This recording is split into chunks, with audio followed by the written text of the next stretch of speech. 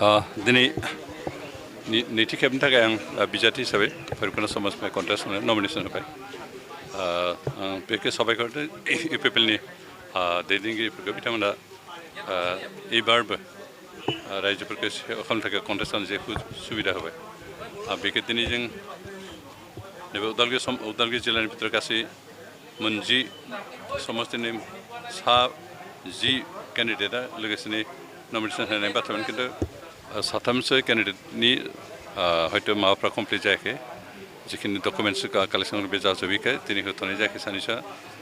गाबोनबाबो होसिगोन हयथ' दिनैबाबो लेटबाबो होनो हागौ जों जिहेतु खौसेयै खामानि मावदों खौसेथिनि थाखाय खामानि मावदों बेनिखायनो दिनै गासै उदालगुरि जिल्लानि मोन जि केन्डिडेट गासैबो जयैनो नमिनेसन होनानै फैबाय जों साबायखर होदों रायजो राजाफोरखौ जे इउपिपिएलनि जेसेबां रायजो राजा सापर्टार बिथांमोना ज'यै फैनानै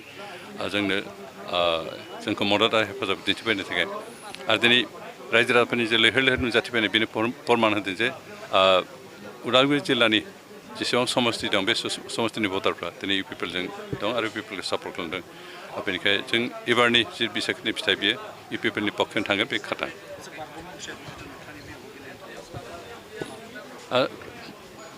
बारगाव मन्त्रि बेहाय 20 बोसोर एमएलए जानाय हिसाबै बिथाङा एबारबो कन्टेस्ट खालामनो ओंखारदों आरो बे एक्सुवेलि रायजोफ्रा बेखौ इजि लायाखै खारन सासे केबिनेट मन्त्रिया एमसिएलए गेलेनाय मिन्स पन्चायत प्रेसिडेन्ट गाँव पन्चायतनि प्रेसिडेन्ट भटनि थाखाय गेलेनाय बेखौ रायजोफ्रा खोब इजि लायाखै मोजां मोनाखै बेखौ बिनिफ्राय आरो मोनसे बाथ्राबो ओंखारबाय थादों जे बिथाङा एबार एमसिएलए देरहायोबा नेक्स्ट काउन्सिलावबो गेलेगोन आरो काउन्सिल गेलेनानै देरहाखांब्ला एमसिएलएखौ फिसालानो होगोन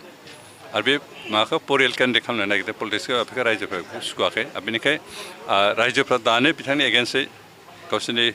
बेरेखा साननायखौ फोरमायबाय आरो बेनिखायनो आं गियाखै थांनाय बारावबो बिथाङा स्टेन्डिं एमएलए हिसाबै दंखायोमोन बे समाव जोंनि आखायाव बिथाङा जेननो गोनां जादों एबारथ' 5 बोसोर बिथाङा पावारनिफ्राय गोजानमोन आरो बेनिखायनो जों एबार गियाखै बिथाङा मन्त्रि जानो हागौ 20 बोसोर एमएलए जानो हागौ खिन्थु बिथांनि समनि 20 बोसोरनि जिथु सार्भिस पाब्लिकनि थाखाय बे पाब्लिकआ रंजाथाव गोजोनथाव बिदि मावफुंनो हायाखै बेनिखायनो रायजोफ्रा बिथांजों गैया एबार जिहेतु बिजेपिबो थाबाय बेनिखायनो बिजेपिजों बांसिन माबाया मागोन दावहाया जाहैयो बिजेपि आरो इउपिपिएलनि गेजेरजों थांनाय बारावबो बिजेपि इउपिपिएलनि गेजेरजों जादोंमोन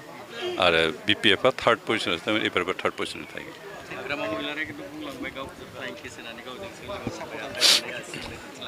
बे मा बुंगोन दा हाग्रामानि रावजों बुंनो थाबाथ' मानसिफ्रा मिनिगोन बेनिखायनो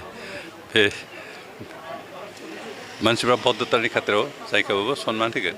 बे मोनसे समनि चिफ हिसाबै बिथांखौ सनमान होदों बेनो बेखौ बुजायाखै जे बिथांखौ फ्लाइं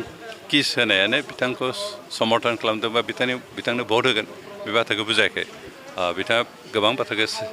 खोब सिरियासलि साना आरो बेनिखौ साजों बुंनाय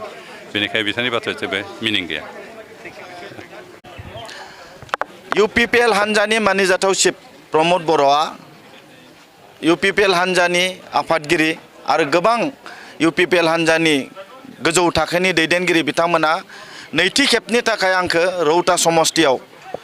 बिजाथि हिसाबै बिथांमोना सायख'दों आरो दिनै बेखौनो उदालगुरि डिसिनि बे लांगोनायाव नमिनेसन पेपार साबमिट खालामनो फैदों दिनै बे फैनायाव हाजार हाजार रायजो राजाफोरा समर्थन हेफाजाब होनो ओंखारबोदों आरो दिनै बेखौ नायोब्ला नुनो मोनो जे फैबाय थानाय इलेक्सनाव इउपिपिएल हान्जायानो आरो जोंनि मानिजाथाव चिफ प्रमद बर'आनो खनसेबाव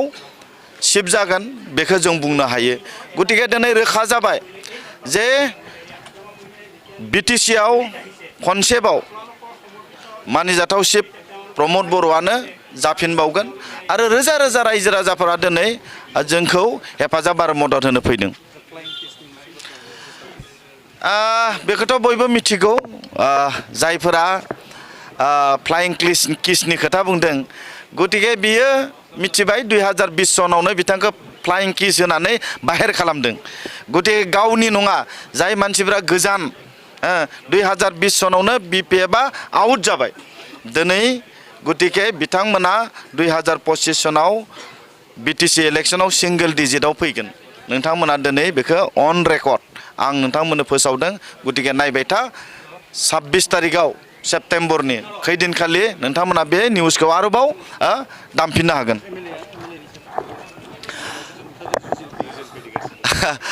जायखि जिखि जाया मानो MLA ल' नङा MP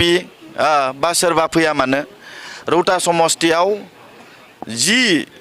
जाय व्यक्तियानो बेहाय जुजिनो फैया मानो बिथांमोनजों जुजिनो थाखाय जोङो रेडि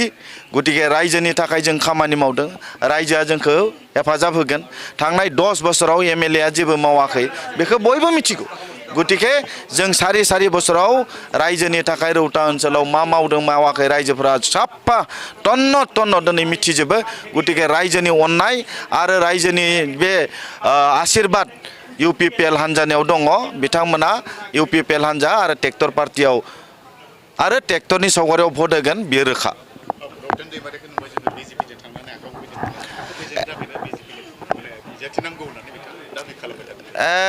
जेबो नङा इलेक्सनाव बिदि जाखायो सोरबाया माने बबेयावबा थांबा टिकेट मोनाबा बे इलेक्सन समाव जायो बेबायदिया गतिके साननैसोनि उनाव थान्दा जागोन गरम बयहाबो बेबायदि मोनसे इमोसनेल थायो गतिके बिथाङाबो फैफिनगोन साननैसोनि उनाव एसे थान्दा जाब्ला गतिके बिथाङा गरम माबा मोनसे सानफ्लांदों बिथांखौ जोङो खावलायो फैफिनगोन बिथाङा लासैनो गोबां सम दुलाराय बर' फरायसा आफादाव आंबो बिथाङाबो ज' मावलायनायमोन गतिके हारिनि थाखाय मावनो जों ज' थालायनांगौ आरो बिथाङा